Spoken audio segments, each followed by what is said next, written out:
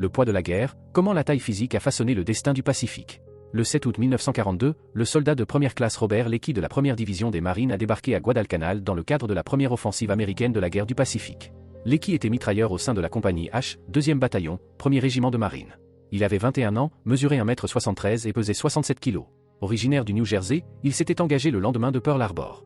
Ce que Leakey et des milliers d'autres marines ont découvert à Guadalcanal allait révéler un aspect crucial mais négligé de la guerre du Pacifique, un aspect que les planificateurs militaires n'avaient pas pleinement anticipé.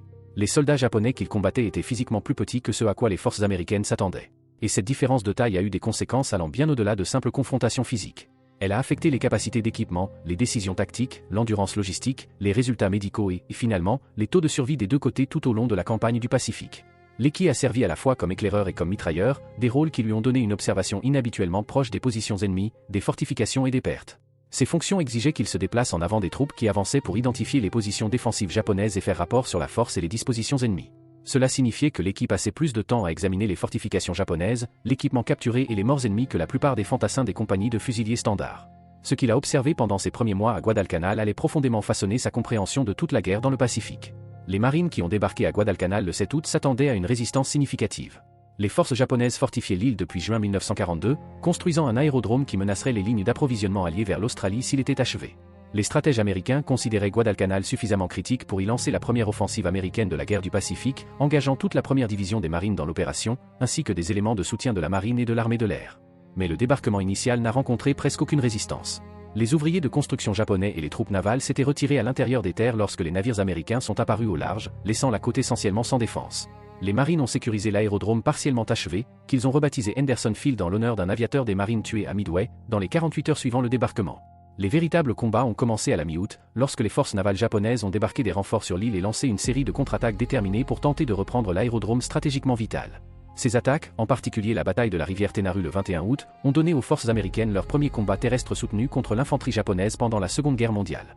C'est pendant et après ces engagements que Leakey et d'autres marines ont commencé à remarquer des différences physiques constantes entre eux et leurs adversaires. Le soldat japonais moyen dans le théâtre du Pacifique mesurait 1,60 m et pesait entre 53 et 54 kg. Ces données proviennent du guide officiel du soldat sur l'armée japonaise publié par le département de la guerre en 1944, qui a compilé des informations à partir d'interrogatoires de prisonniers, de documents capturés et d'examens médicaux menés tout au long des campagnes du Pacifique. Le guide notait que les soldats japonais étaient de petite taille par rapport aux Américains, avec des membres courts et épais et une taille moyenne nettement inférieure à celle des soldats occidentaux. Le soldat américain moyen, en revanche, mesurait 1,73 m et pesait 65 kg selon les registres tenus par le corps de l'intendance de l'armée, responsable du dimensionnement des uniformes et des spécifications d'équipement. Les marines mesuraient généralement légèrement au-dessus de ces moyennes, car les normes de recrutement du corps des marines pendant cette période favorisaient les recrues plus grandes. Cela créait une différence d'environ 11 cm en hauteur et d'environ 11 à 13 kg en poids entre les soldats américains et japonais moyens. Ces mesures peuvent sembler être des variations statistiques mineures, mais dans les opérations de combat soutenues à travers les îles isolées du Pacifique avec des ressources limitées, ces différences sont devenues des questions de vie ou de mort de manière que ni l'un ni l'autre qu'en avait pleinement anticipé lorsque la guerre a commencé. Robert Leakey a rencontré pour la première fois des preuves directes des limitations physiques japonaises lors de la bataille de la rivière Tenaru le 21 août 1942. Sa section de mitrailleuses a aidé à repousser une attaque nocturne japonaise à travers le banc de sable à l'embouchure de la rivière Tenaru. L'attaque menée par le colonel Kiyonao Ishiki avec environ 900 soldats japonais était un assaut frontal contre des positions marines préparées. Ce fut un désastre tactique pour les Japonais. Les mitrailleuses américaines ont abattu vague après vague d'infanterie attaquante. À l'aube, l'attaque avait complètement échoué avec des pertes japonaises dépassant 800 morts. Leakey décrit dans ses mémoires El for My PO avoir marché parmi les morts japonais le long de la berge et de la plage le lendemain matin. Il a été immédiatement frappé par la petitesse des corps. Les uniformes japonais semblaient dimensionnés pour des adolescents plutôt que pour des soldats adultes. Les harnais d'équipement et les cartouchières semblaient proportionnellement plus petits que l'équipement américain. Les soldats japonais individuels qui semblaient de taille normale à distance paraissaient diminutifs lorsque Leakey se tenait à côté des corps. Le contraste visuel était suffisamment frappant pour que les marines dans tout le périmètre en fassent des commentaires répétés pendant les opérations de nettoyage qui ont suivi. Ce que Leakey ne pouvait pas savoir ce matin d'août, c'est que ces soldats japonais étaient déjà malnutris avant de lancer leur attaque.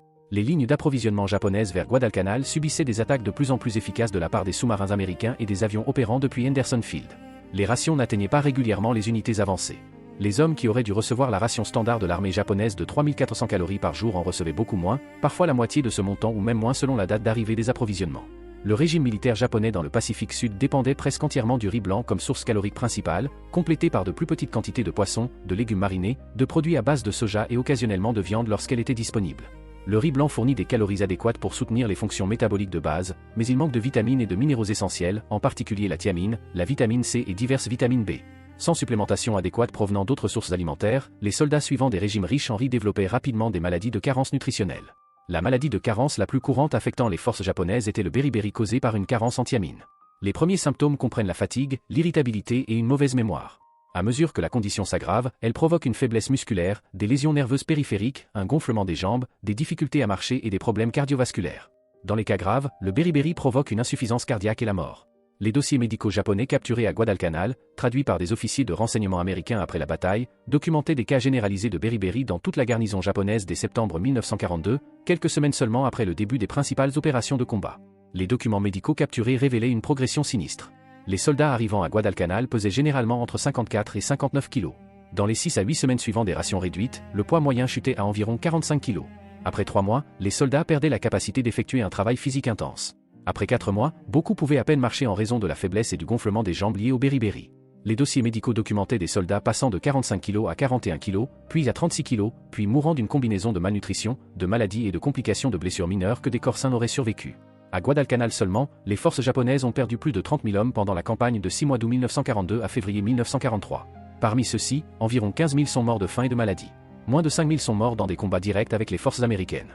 Le reste est mort d'une combinaison de facteurs, mais la malnutrition était une cause contributive dans la grande majorité des décès japonais à Guadalcanal. Ce schéma établi lors de la première grande campagne terrestre de la guerre du Pacifique se répéterait île après île à mesure que la guerre continuait.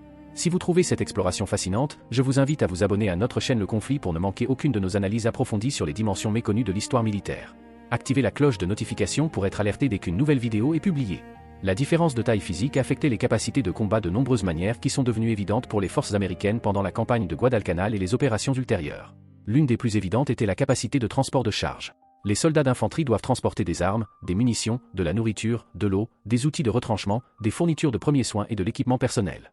La charge totale varie en fonction du rôle et de la mission du soldat, mais elle représente systématiquement un pourcentage important du poids corporel total. La charge de combat standard des marines dans le Pacifique comprenait un fusil M1 Garand pesant 4,3 kg ou une carabine M1 pesant 2,5 kg pour certains rôles, plus les munitions, la baïonnette, la ceinture de cartouches, la gourde, la trousse de premiers soins, le poncho, les rations, l'outil de retranchement et les objets personnels. La charge de combat totale variait généralement de 18 à 27 kg selon le type d'arme et les exigences de la mission. Pour un marine de 66 kg, cela représentait environ 30 à 40% du poids corporel. Pour un soldat japonais de 45 kg transportant un équipement comparable, cela représentait 50 à 60% du poids corporel. Cette différence de charge relative signifiait que les marines américains pouvaient transporter plus de munitions, plus d'eau et plus de fournitures sur de plus longues distances avec moins de fatigue physique. Les soldats japonais transportant des charges comparables se fatiguaient plus rapidement, se déplaçaient plus lentement sur un terrain difficile et avaient moins d'énergie restante pour le combat réel lorsqu'ils atteignaient leurs objectifs. Cela devenait particulièrement significatif dans le terrain de jungle du Pacifique Sud, où le mouvement hors des sentiers établis nécessitait une escalade constante, des descentes, le franchissement de ruisseaux et la navigation à travers une végétation dense. Eugene Sledge, qui combattrait plus tard à Peleliu et Okinawa, a documenté de manière extensive cette dimension physique du combat dans le Pacifique dans ses mémoires With the Whole Breed. Sledge s'est engagé dans le corps des marines en décembre 1942 et a été déployé dans le Pacifique avec la première division des marines au début de 1944. Il a servi comme servant de mortier de 60 mm avec la compagnie K, 3e bataillon, 5e régiment de marine, voyant son premier combat à Peleliu en septembre 1944. À Peleliu, la première division des marines a assailli une île lourdement fortifiée défendue par environ 10 500 soldats japonais sous le colonel Kunio Nakagawa. Les planificateurs américains s'attendaient à sécuriser l'île en 4 jours. Au lieu de cela, la bataille a duré 73 jours et est devenue l'une des campagnes les plus sanglantes de la guerre du Pacifique par rapport à la taille des forces engagées. Le premier régiment de marine à lui seul a subi plus de 50% de pertes et a dû être retiré du combat et remplacé par un régiment de l'armée pour terminer l'opération. Ce qui rendait Peleliu extraordinairement difficile, c'est que les tactiques défensives japonaises avaient considérablement évolué depuis Guadalcanal. Au lieu de défendre sur la plage et de lancer des contre-attaques, Nakagawa a mis en œuvre une défense en profondeur utilisant les formations naturelles de crête corallienne de Peleliu. Ces forces ont construit des centaines de positions défensives se soutenant mutuellement et reliées par des tunnels, créant un système défensif qui maximisait les avantages du terrain tout en minimisant l'exposition à la puissance de feu américaine. Chaque grotte devait être réduite individuellement, généralement par un assaut direct avec des explosifs et des lance-flammes. Sledge décrit avoir passé des semaines à se battre à travers la poche du mur Brogol, un système de crête corallienne que les marines ont appelé Bloody Nose Ridge. Les combats étaient d'une brutalité à courte portée. Les marines avançaient mètre par mètre contre des positions japonaises qui étaient essentiellement invisibles jusqu'à ce qu'elles ouvrent le feu. Les pertes étaient sévères des deux côtés. Mais à mesure que la bataille s'étendait dans sa 2e et 3e semaine, Sledge a commencé à remarquer quelque chose à propos des morts japonais qu'il rencontrait dans les positions capturées. Dans ses mémoires, Sledge écrit avoir trouvé des soldats japonais qui semblaient gravement malnutris. Les corps montraient des signes visibles de famine même si ces soldats avaient combattu avec ténacité quelques heures ou jours auparavant. Les côtes saillaient de manière proéminente à travers la peau. Les bras et les jambes semblaient squelettiques avec une masse musculaire minimale restante. Certains corps étaient si légers que 2 marines pouvaient facilement porter ce qui nécessiterait normalement 4 hommes pour soulever. Sledge décrit également des documents japonais capturés et des déclarations de prisonniers indiquant que les défenseurs étaient à un quart de ration dès la 2e semaine de la bataille. L'île étant complètement entourée et sous bombardement constant américain aérien et naval, aucun approvisionnement n'atteignait la garnison. Les soldats japonais recevaient un petit repas par jour, principalement du riz, avec presque aucun aliment supplémentaire. Les hommes qui avaient commencé la bataille à 45 ou 50 kg tombaient à 41 kg, puis à 36 kg tout en étant encore censés combattre efficacement depuis des positions défensives dans les grottes de corail. Les grottes elles-mêmes, tout en offrant une excellente protection contre l'artillerie américaine et les tirs navals, créaient des problèmes physiques supplémentaires pour les défenseurs. Les températures à l'intérieur des grottes dépassaient régulièrement 43 degrés Celsius. La ventilation était mauvaise. L'eau devenait de plus en plus rare à mesure que les forces américaines capturaient ou détruisaient les sources d'eau douce limitées de l'île. Les soldats japonais mouraient de faim et se déshydrataient simultanément dans un environnement qui aggravait rapidement les deux conditions. Le personnel médical japonais capturé interrogé après la bataille a rapporté que l'épuisement dû à la chaleur et la déshydratation tuait les défenseurs presque aussi rapidement que les armes américaines dès la 3e semaine de la bataille. Les soldats trop affaiblis par la malnutrition pour réguler efficacement leur température corporelle mouraient de coups de chaleur à l'intérieur des grottes. D'autres devenaient si déshydratés qu'ils ne pouvaient plus fonctionner. Certains mouraient sans jamais être blessés par les tirs américains. Leur corps s'éteignait simplement des effets combinés de la famine, de la déshydratation et de l'exposition à la chaleur. Maintenant, laissez-moi vous poser une question. Pensez-vous que l'histoire militaire devrait explorer ces réalités humaines difficiles? Partagez votre point de vue dans les commentaires. Et si cette analyse vous interpelle, likez cette vidéo pour nous aider à toucher plus de personnes passionnées par la compréhension authentique de l'histoire. La différence de taille physique entre les forces américaines et japonaises se manifestait également clairement dans la conception des armes et de l'équipement. Le lance-flamme M2, l'une des armes les plus importantes pour réduire les positions fortifiées japonaises, pesait 31 kg lorsqu'il était entièrement rempli de napalm. Il se composait de 2 réservoirs de carburant portés sur un cadre de sac à dos, un réservoir de pression d'azote, des tuyaux de connexion et une buse de tir avec mécanisme de gâchette. L'utilisation de l'arme nécessitait une force importante du haut du corps pour viser la buse tout en maintenant l'équilibre, plus l'endurance physique pour transporter 31 kg d'équipement dans des conditions de combat. Les marines américains affectaient généralement des hommes plus grands et plus forts au service des lance-flammes. Un marine pesant 73 à 82 kg pouvait utiliser le M2 efficacement, bien que cela restait un travail physiquement exigeant. Le carburant de l'arme fournissait environ 7 à 9 secondes de tir continu à une portée effective d'environ 18 à 27 mètres, ce qui signifiait que les opérateurs de lance-flammes devaient s'approcher dangereusement près des positions ennemies, s'exposer au feu tout en visant et en utilisant l'arme, puis se retirer tout en portant l'équipement encore lourd.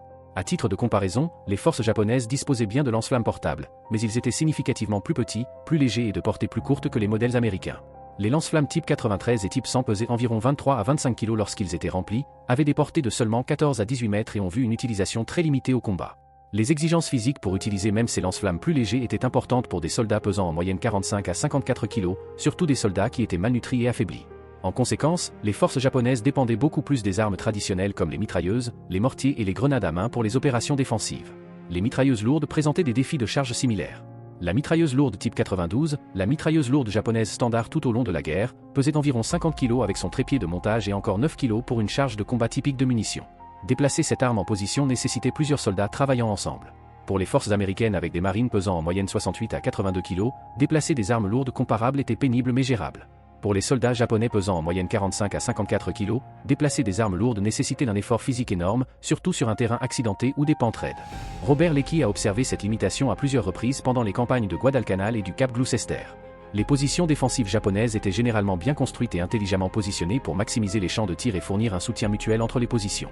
Mais une fois que les forces américaines identifiaient et supprimaient une position, les défenseurs japonais réussissaient très rarement à déplacer leurs armes lourdes vers des positions alternatives. Ils combattaient depuis leurs positions initiales jusqu'à ce qu'ils soient tués, capturés ou forcés d'abandonner les armes. Les armes étaient simplement trop lourdes pour que des soldats affaiblis puissent les déplacer sous le feu tout en transportant également des munitions et d'autres équipements. Le différentiel de taille s'étendait au-delà des armes pour inclure le mouvement tactique de base et la manœuvrabilité. Pendant la bataille du Cap Gloucester fin décembre 1943 et début janvier 1944, l'unité de Leakey a combattu à travers une jungle dense sous une pluie extrêmement forte. Le terrain était montagneux, densément végétalisé et transformé en boue profonde par des pluies constantes.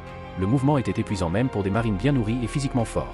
Les forces japonaises défendant le Cap Gloucester avaient des difficultés de terrain similaires, mais y faisaient face tout en recevant des rations inadéquates et en faisant face à des maladies généralisées.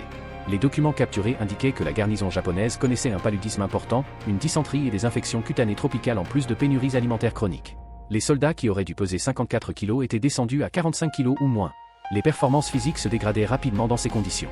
Leakey décrit avoir observé des prisonniers japonais escortés vers l'arrière au Cap Gloucester. Les prisonniers semblaient émaciés, faibles, à peine capables de marcher. Beaucoup avaient des infections cutanées visibles, des articulations enflées dues au beriberi et le regard vide d'hommes qui avaient enduré un stress physique et mental prolongé au-delà des limites humaines normales. C'étaient des soldats d'unités d'élite japonaises formés de manière extensive avant la guerre, mais leur formation ne pouvait pas compenser des corps qui se consumaient littéralement pour obtenir de l'énergie en raison d'une nutrition inadéquate. L'inadéquation physique affectait également le combat au corps à corps, bien que de telles rencontres soient relativement rares dans les combats du Pacifique. La plupart des combats se déroulaient à des distances plus longues avec des fusils, des mitrailleuses, des mortiers et de l'artillerie. Mais lorsque les soldats américains et japonais se rencontraient à courte distance, généralement lors de tentatives d'infiltration nocturne japonaise ou de dernière résistance défensive, le différentiel de taille et de force était écrasant. Les rapports d'action après action des marines de Guadalcanal, Tarawa, Peleliu, Iwo Jima et Okinawa contiennent de multiples récits documentés de marines individuelles maîtrisant physiquement plusieurs soldats japonais au combat rapproché. Cela ne reflète pas mal le courage, la formation ou l'esprit combatif japonais. Cela représente simplement la réalité biologique. Un soldat physiquement en forme et bien nourri pesant 77 kg a d'énormes avantages sur un soldat également qualifié mais malnutri pesant 45 kg dans un combat sans armes ou à courte distance. La masse compte, la force compte, la condition physique compte. La doctrine militaire japonaise reconnaissait explicitement ces limitations physiques et développait des tactiques pour compenser. La formation mettait l'accent sur la vitesse, l'agressivité, la surprise, les opérations nocturnes et le combat rapproché où les soldats japonais plus petits pouvaient partiellement compenser les avantages physiques américains par la surprise tactique et le choc psychologique. La baïonnette Type 30 utilisée tout au long de la guerre mesurait 51 cm au total avec une lame de 39 cm. Nettement plus longue que la baïonnette américaine M1 de 41 cm de longueur totale avec une lame de 25 cm. Cela donnait aux soldats japonais un avantage de portée au combat à la baïonnette. La formation d'infanterie japonaise consacrait un temps considérable à l'exercice de la baïonnette, bien plus que les forces militaires américaines ou autres occidentales. Chaque soldat japonais était censé être hautement compétent avec la baïonnette, la considérant comme une arme de combat principale plutôt qu'une arme secondaire de dernier recours. Cet accent reflétait une doctrine conçue pour amener le combat à courte portée où les avantages japonais en formation et en volonté d'accepter des pertes pourraient compenser les avantages américains en puissance de feu et en taille physique. Mais même avec une technique de baïonnette supérieure et une portée plus longue, la masse physique comptait toujours lorsque deux soldats luttaient la distance de contact. Une fois que les baïonnettes se croisaient et que le combat devenait une lutte physique, l'homme plus grand et plus fort avait des avantages décisifs. Les manuels de formation du corps des marines de la période notaient explicitement cela, instruisant les marines de se rapprocher rapidement des soldats japonais au combat à la baïonnette, acceptant la poussée initiale si nécessaire pour entrer à l'intérieur de la portée de l'adversaire où la taille et la force supérieure pouvaient être utilisées. N'oubliez pas de partager cette vidéo avec tous ceux qui s'intéressent à l'histoire militaire authentique. Chaque partage nous aide à continuer à produire ces analyses approfondies qui vont au-delà des récits de bataille conventionnels. À la fin de 1944, la crise logistique à laquelle étaient confrontées les forces japonaises dans tout le Pacifique était devenue catastrophique. Les sous-marins américains détruisaient systématiquement la marine marchande japonaise plus vite qu'elle ne pouvait être remplacée. La marine marchande japonaise, qui comptait environ 6 millions de tonnes au début de la guerre du Pacifique, avait été réduite à environ 2 millions de tonnes en décembre 1944. La majeure partie de ce tonnage restant était bloquée dans les eaux territoriales japonaises ou opérait exclusivement dans la mer du Japon, où les sous-marins américains ne pouvaient pas facilement atteindre. Les garnisons japonaises dispersées dans le Pacifique des îles Aléoutiennes aux Philippines en passant par les îles Salomon recevaient une infime fraction de leurs approvisionnements requis. Beaucoup ne recevaient rien du tout pendant des mois. Les soldats recevaient l'ordre de cultiver leur propre nourriture pour compléter les rations inadéquates, mais la plupart des îles du Pacifique avaient un sol volcanique pauvre, de l'eau douce limitée et des terres arables insuffisantes pour nourrir des milliers d'hommes. La culture de la patate douce aidait, mais ne pouvait pas fournir suffisamment de calories pour des soldats engagés dans des travaux manuels lourds, la construction de fortifications et des opérations de combat. Les documents capturés et les interrogatoires de prisonniers menés par les unités de renseignement américaines rapportaient à plusieurs reprises les mêmes informations de différents endroits à travers le Pacifique. Les soldats japonais avaient chroniquement faim, perdaient du poids régulièrement, devenaient progressivement plus faibles et regardaient leurs camarades mourir de maladies de carence nutritionnelle. L'efficacité au combat diminuait par étapes prévisibles que les officiers du renseignement apprenaient à reconnaître. Les soldats bien nourris à pleine force pouvaient combattre et manœuvrer de manière agressive, monter des contre-attaques locales et soutenir des opérations de combat de haute intensité pendant des périodes prolongées. Les soldats à ration réduite devenaient plus prudents, conservant leur énergie, évitant les mouvements inutiles, se concentrant sur les opérations défensives depuis des positions préparées. Les soldats à des niveaux proches de la famine pouvaient occuper des positions défensives et tirer avec des armes, mais ils ne pouvaient pas assaillir, ne pouvaient pas effectuer un travail physique soutenu, ne pouvaient pas porter des camarades blessés, ne pouvaient pas exécuter l'éventail d'activités physiques que le combat d'infanterie exige normalement. À la mi-1945, la planification opérationnelle américaine incorporait le déclin nutritionnel japonais comme un facteur prévisible. Les estimations du renseignement supposaient systématiquement que toute garnison japonaise isolée du réapprovisionnement pendant plus de 60 jours opérerait à capacité physique diminuée. Après 90 jours d'isolement, l'efficacité au combat serait gravement dégradée. Après 120 jours, la famine tuerait plus de soldats japonais que l'action militaire américaine. Cette évaluation a informé la stratégie américaine pour traiter les garnisons japonaises sur les îles qui n'étaient pas stratégiquement essentielles pour l'avancée vers le Japon. Plutôt que d'assaillir chaque île défendue, les forces américaines contournaient de plus en plus les garnisons japonaises, établissant une domination aérienne et navale autour d'elles pour empêcher le réapprovisionnement ou l'évacuation, puis les laissant lentement s'effondrer de la famine et de la maladie. Cette stratégie, parfois appelée saut d'île en île ou bond de grenouille, a sauvé des vies américaines en évitant des assauts coûteux tout en neutralisant les forces japonaises par simple échec logistique. La bataille d'Iwo Jima en février et mars 1945 a illustré une autre dimension du différentiel de taille physique. Les forces japonaises sous le lieutenant-général Tadamichi Kuribayashi avaient passé des mois à construire des défenses souterraines élaborées à travers l'île. Le système de fortification comprenait plus de 18 km de tunnels reliant plus de 1500 positions défensives, y compris des bunkers, des positions d'artillerie, des fosses de mortier et des nids de mitrailleuses. Les tunnels fournissaient des voies de mouvement protégées, permettant aux défenseurs japonais de déplacer des forces sans exposition à la puissance de feu américaine. Mais les tunnels étaient conçus autour des dimensions physiques des soldats japonais. Les hauteurs de tunnels étaient en moyenne de 1,63 m à 1,73 m, adéquates pour des soldats mesurant en moyenne 1,60 m, mais exiguës pour les marines américains, dont beaucoup mesuraient plus d'1,80 m. À l'intérieur des systèmes de tunnels, les défenseurs japonais avaient un avantage de mobilité significatif. Ils pouvaient se déplacer librement à pleine hauteur, tandis que les marines américains avançant dans les tunnels devaient se baisser ou ramper, les rendant plus lents et présentant des cibles plus faciles. Les ingénieurs de combat américains ont rapidement reconnu ce problème tactique. La solution était d'éviter autant que possible les combats dans les tunnels. Les équipes d'ingénieurs scellaient les entrées de tunnels avec des explosifs, utilisaient des bulldozers pour effondrer des sections entières de tunnels et pomper de la fumée ou de l'essence brûlante dans les ouvertures de tunnels pour forcer les défenseurs à sortir. Les lance-flammes montées sur des chars se sont révélées particulièrement efficaces, pompant du napalm dans les entrées de grottes et de tunnels, remplissant les espaces intérieurs de feu et de fumée toxiques qui les rendaient inhabitables. Les soldats japonais évacuaient soit vers des tirs américains coordonnés, soit mouraient de la chaleur et de l'inhalation de fumée à l'intérieur des tunnels. Ces tactiques étaient brutales mais efficaces. Elles reflétaient l'adaptation américaine aux conditions de combat où les dimensions physiques des positions défensives favorisaient les défenseurs plus petits. Si les marines américains ne pouvaient pas facilement entrer et nettoyer les systèmes de tunnels conçus pour des hommes plus petits, ils transformeraient les tunnels en pièges mortels pour quiconque s'y trouvait. Cette adaptation tactique a sauvé des vies américaines en évitant les combats rapprochés dans des espaces où la taille devenait un handicap plutôt qu'un avantage. Les données médicales systématiquement collectées auprès des prisonniers japonais capturés et de l'examen des morts ennemis ont confirmé les observations sur le terrain tout au long des campagnes du Pacifique. Les officiers médicaux attachés aux unités des marines et de l'armée ont documenté que les prisonniers japonais capturés pesaient en moyenne 49 kg au moment de la capture. Plus de 70% présentaient des signes cliniques de malnutrition, notamment une atrophie musculaire, une perte de graisse sous-cutanée, un édème, des lésions cutanées et diverses maladies de carence vitaminique. Plus de 40% présentaient des symptômes de beriberi. Plus de 12% montraient des signes de scorbut dus à une carence en vitamine C. Les taux de survie des soldats japonais blessés étaient considérablement inférieurs au taux de survie des blessés américains, même lorsque les deux recevaient un traitement médical rapide. Les officiers médicaux américains ont attribué ce différentiel principalement à des réserves physiologiques réduites dans les corps malnutris. Un corps sain et bien nourri a une capacité substantielle à survivre à un traumatisme, à combattre l'infection et à guérir les blessures. Un corps malnutri fonctionnant près des limites de ses ressources a une capacité de réserve minimale. Une perte de sang qu'une personne en bonne santé pourrait survivre s'avère fatale pour quelqu'un déjà psychologiquement compromis. Les infections qui seraient normalement contrôlées par le système immunitaire deviennent écrasantes. Les blessures qui guériraient dans un corps sain deviennent des complications fatales dans un corps affamé. Les secouristes de la marine servant avec les unités des marines ont documenté ces différences tout au long des campagnes du Pacifique. Les secouristes ont noté que les blessés japonais nécessitaient moins de morphine pour une gestion efficace de la douleur par rapport aux blessés américains avec des blessures similaires. Les hypothèses initiales attribuaient cela à des différences culturelles dans la tolérance à la douleur ou au stoïcisme. Cependant, les officiers médicaux effectuant des examens systématiques ont réalisé que l'explication réelle était plus simple. Les calculs de dosage sont basés sur le poids corporel. Un patient de 50 kg nécessite proportionnellement moins de médicaments pour obtenir un effet thérapeutique qu'un patient de 77 kg avec la même blessure. Les corps plus petits ont besoin de doses plus petites. Ce qui semblait être des différences de tolérance à la douleur étaient en réalité des différences dans les exigences pharmacologiques basées sur la masse corporelle. Les officiers médicaux ont également documenté que les blessures mineures dont les victimes américaines survivaient couramment s'avéraient souvent fatales pour les victimes japonaises. Une blessure par balle à une extrémité qui amènerait un soldat américain à être brièvement hospitalisé puis renvoyé au service tuait souvent un soldat japonais par infection ou complication de la perte de sang. La malnutrition affaiblit la fonction du système immunitaire, altère la guérison des blessures, réduit la capacité du corps à générer de nouvelles cellules sanguines et laisse les patients vulnérables aux infections que les corps sains résisteraient. Les soldats japonais blessés au combat mouraient de complications qui reflétaient des mois de nutrition inadéquate, autant que le traumatisme immédiat de leurs blessures. Les soldats japonais qui ont survécu à des blessures graves assez longtemps pour être capturés et recevoir des soins médicaux américains étaient des cas exceptionnels non représentatifs de la majorité qui sont morts de leurs blessures sur le terrain ou ont succombé à l'infection avant d'atteindre les postes de secours. Les capacités médicales militaires japonaises, même dans des conditions optimales avec des fournitures adéquates, étaient inférieures au soutien médical américain en termes de capacité chirurgicale, d'approvisionnement en sang, d'antibiotiques et de systèmes d'évacuation. Combiné avec des pénuries d'approvisionnement chroniques qui laissaient les unités médicales japonaises sans médicaments adéquats, fournitures chirurgicales ou même bandages de base, le taux de survie des soldats japonais gravement blessés était extrêmement bas par rapport au taux de survie des victimes américaines. Les systèmes d'évacuation médicale américains dans le Pacifique ont évolué pour devenir remarquablement efficaces en 1944 et 1945.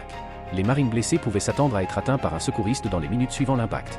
Les secouristes fournissaient des premiers soins immédiats, y compris le contrôle des hémorragies, l'immobilisation et l'administration de morphine. Les victimes étaient évacuées vers les postes de secours de bataillon dans la plupart des cas, où les médecins fournissaient une intervention chirurgicale d'urgence.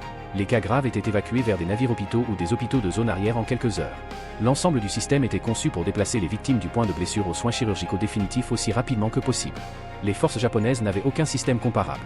Le personnel médical était limité.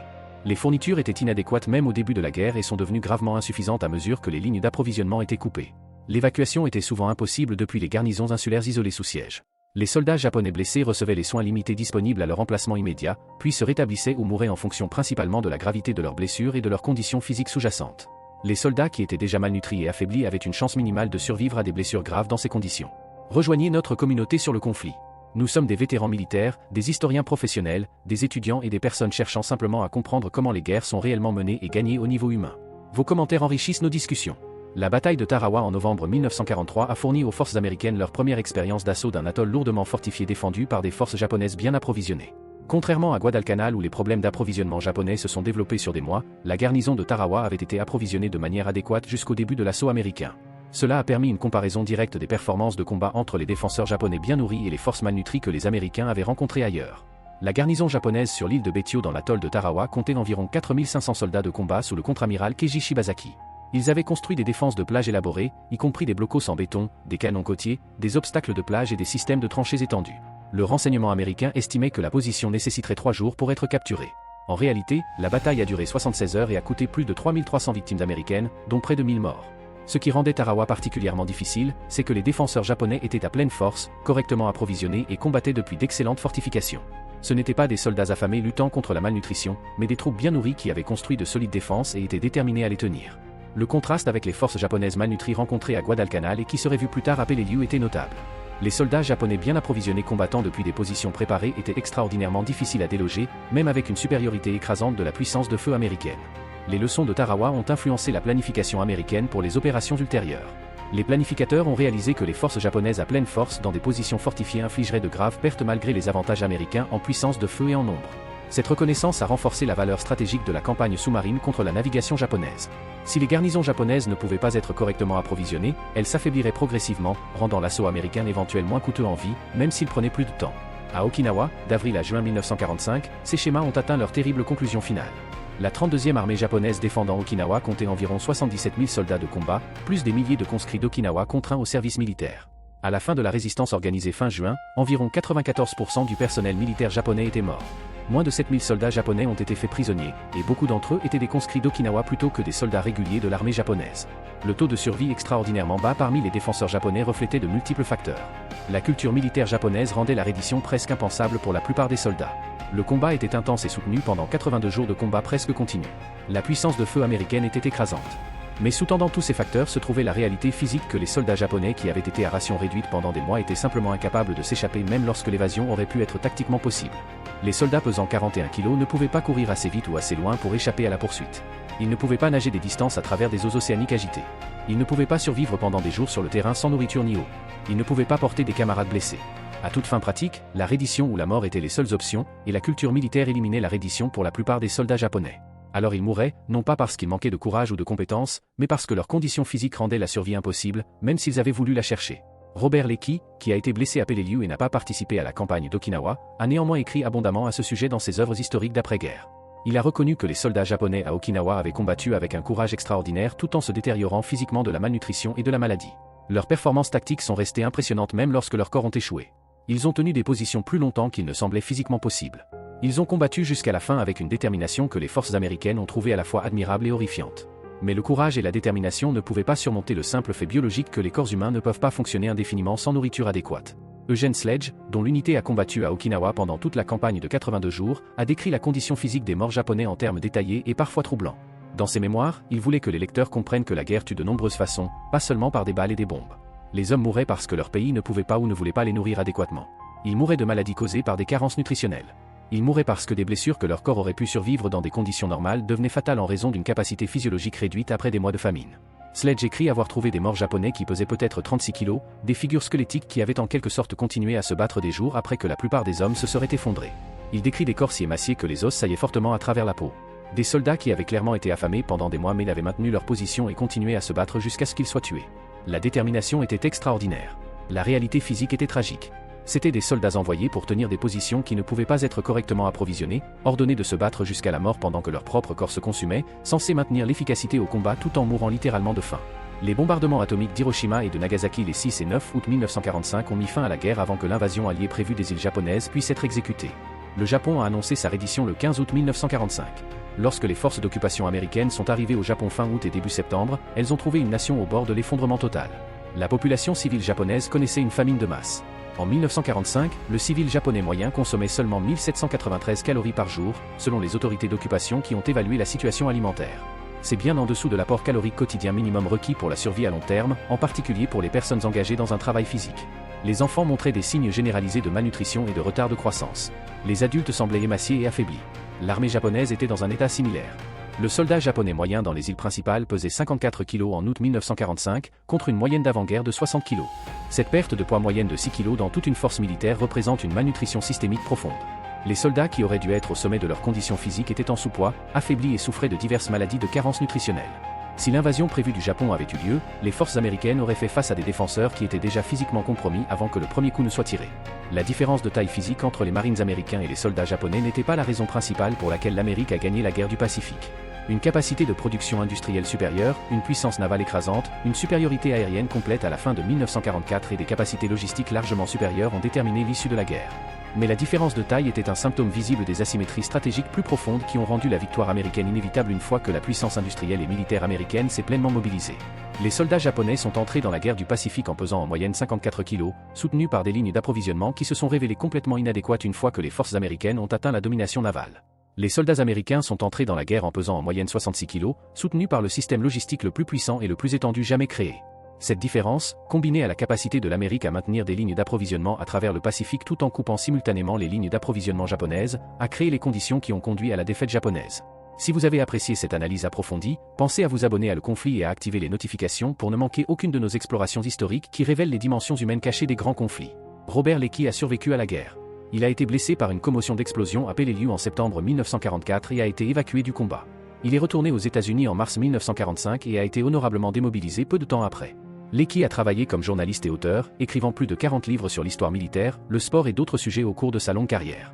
Ses mémoires de guerre, Elle May Form IPO, ont été publiés en 1957 et sont restés continuellement imprimés, reconnus comme l'un des récits les plus honnêtes et viscéraux du combat terrestre dans le théâtre du Pacifique.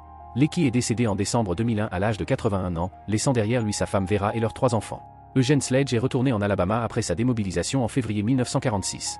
Il a lutté contre ce qui serait aujourd'hui reconnu comme un trouble de stress post-traumatique, connaissant des cauchemars et des difficultés à se réadapter à la vie civile. Il a fréquenté l'université d'Auburn, obtenant des licences et des maîtrises, puis a complété un doctorat en biologie de l'université de Floride. Sledge a enseigné la biologie à l'université de Montvalo en Alabama pendant des décennies, devenant un professeur bien aimé connu pour sa passion pour l'histoire naturelle et son dévouement envers les étudiants. Sur les encouragements de sa femme, Sledge a commencé à écrire sur ses expériences de guerre à la fin des années 1970. Ses mémoires With the Old Breed ont été publiées en 1981 par une petite presse universitaire. Elles ont reçu une reconnaissance critique immédiate. Des historiens militaires, dont John Keegan et Paul Fussell, l'ont appelé l'un des meilleurs mémoires de combat jamais écrits, louant son honnêteté sans faille et son attention aux sombres réalités physiques du combat soutenu. Le livre est devenu une lecture obligatoire à l'Académie navale des États-Unis et est régulièrement assigné dans les cours universitaires sur l'histoire de la Seconde Guerre mondiale et la littérature militaire. Sledge est décédé en mars 2001 à l'âge de 77 ans. Leakey et Sledge ont tous deux passé leurs années d'après-guerre à aider les gens à comprendre que la guerre n'est pas une aventure romantique, mais une horreur soutenue ponctuée de moments de terreur, d'épuisement et de perte. Ils ont écrit honnêtement sur ce qu'ils ont été témoins, y compris la condition physique des soldats japonais qu'ils ont combattus. Ils ont décrit des corps émaciés, des preuves visibles de famine et les manifestations physiques de l'échec logistique écrit sur les cadavres d'hommes qui avaient combattu courageusement jusqu'à ce que leur corps les trahisse. Ni l'un ni l'autre n'a écrit avec haine ou mépris pour leurs anciens ennemis. Tous deux ont reconnu que les soldats japonais avaient combattu avec un courage et une détermination extraordinaires dans des conditions impossibles. Mais tous deux comprenaient également que le Japon avait envoyé des centaines de milliers de soldats pour mener une guerre que la nation manquait de ressources pour soutenir. Les soldats japonais n'ont pas perdu parce qu'ils étaient des combattants inférieurs. Ils ont perdu parce que les sous-marins américains ont coupé les lignes d'approvisionnement qui auraient dû les nourrir, parce que la capacité industrielle de leur nation ne pouvait pas égaler la production américaine et parce que leurs propres corps finalement se sont consumés lorsque la nourriture adéquate a cessé d'arriver. Le dossier historique assemblé dans les décennies après la guerre rend absolument clair ce que les militaires américains individuels ont observé pendant le conflit, mais manquait de données complètes pour documenter pleinement. Les forces militaires japonaises dans tout le Pacifique ont souffert d'une carence nutritionnelle catastrophique qui a progressivement dégradé leur efficacité au combat de 1942 à 1945. De multiples études académiques publiées depuis la guerre ont estimé que la malnutrition et la maladie ont tué plus de soldats japonais dans le Pacifique que l'action militaire américaine directe, possiblement par des ratios approchant 3 victimes de la famine et de la maladie pour 2 victimes du combat. Sur les garnisons insulaires isolées qui ont été contournées par les avancées américaines, les ratios étaient beaucoup plus extrêmes. Certaines unités japonaises ont perdu 90% ou plus de leur force à la famine, avec seulement une poignée de soldats mourant de l'action ennemie. Les îles de Nouvelle-Guinée, des Salomon du Nord et d'autres endroits contournés sont devenus des pièges mortels où les soldats japonais mouraient lentement de faim, incapables de cultiver suffisamment de nourriture, incapables de recevoir des approvisionnements et incapables de s'échapper. La différence de 11 cm de hauteur et de 11 kg de poids entre les marines américains moyens et les soldats japonais moyens reflétait l'énorme disparité des capacités logistiques entre les deux nations en guerre. Les États-Unis pouvaient nourrir adéquatement leurs forces militaires tout au long du conflit tout en fournissant simultanément de vastes quantités d'aide alimentaire aux nations alliées. Le Japon ne pouvait pas nourrir adéquatement même ses propres forces militaires une fois que le contrôle américain des voies maritimes a rendu l'expédition régulière impossible. Ce simple fait a façonné les décisions tactiques, déterminé les taux de survie, influencé les résultats de batailles spécifiques et contribué de manière significative à la trajectoire globale de la guerre du Pacifique. Ce n'est pas un récit sur une génétique américaine supérieure ou une physiologie japonaise inférieure. Les deux populations ont produit des soldats physiquement capables. C'est une histoire sur ce qui se passe lorsqu'une nation combattante maintient le contrôle des lignes d'approvisionnement tout en coupant systématiquement les lignes d'approvisionnement de l'adversaire. Il s'agit de soldats envoyés pour défendre des îles qui ne pouvaient pas les soutenir logistiquement, ordonnés de tenir des positions qui ne pouvaient pas être correctement approvisionnées et laissés à dépérir lentement tout en étant encore censés maintenir l'efficacité au combat. Le courage des soldats japonais combattant dans ces conditions était remarquable. Les actes individuels d'héroïsme et de détermination étaient courants. Les unités ont combattu efficacement longtemps après qu'elles auraient dû être inefficaces au combat en fonction de leurs conditions physiques. Mais le courage ne pouvait pas fabriquer de la nourriture qui n'existait pas. La détermination ne pouvait pas surmonter les exigences biologiques du métabolisme humain. La situation stratégique à laquelle les forces japonaises étaient confrontées était fondamentalement intenable. Une fois que les forces américaines ont atteint la domination navale et aérienne à travers le Pacifique, les leçons de la dimension logistique de la guerre du Pacifique restent pertinentes pour les forces militaires modernes. Les capacités logistiques ne sont pas périphériques à l'efficacité au combat, mais centrales à celle-ci. Les soldats qui sont inadéquatement nourris, approvisionnés et équipés ne peuvent pas combattre efficacement indépendamment de la formation, de la qualité, de la doctrine tactique ou du courage individuel. Le corps humain a des exigences physiques qui ne peuvent être ignorées ou surmontées par la seule volonté. Les calories comptent. La nutrition compte. La sécurité des lignes d'approvisionnement compte. Ce ne sont pas des fonctions de soutien subordonnées aux opérations de combat, mais des facteurs habilitants essentiels sans lesquels les opérations de combat ne peuvent pas être soutenues. La doctrine militaire américaine aujourd'hui met l'accent sur la logistique comme un élément fondamental de la puissance de combat au même titre que la manœuvre, la puissance de feu et la protection. Cet accent doctrinal remonte directement aux leçons apprises de la Seconde Guerre mondiale, en particulier dans le théâtre du Pacifique, où les forces américaines ont été témoins de première main des conséquences d'une logistique inadéquate.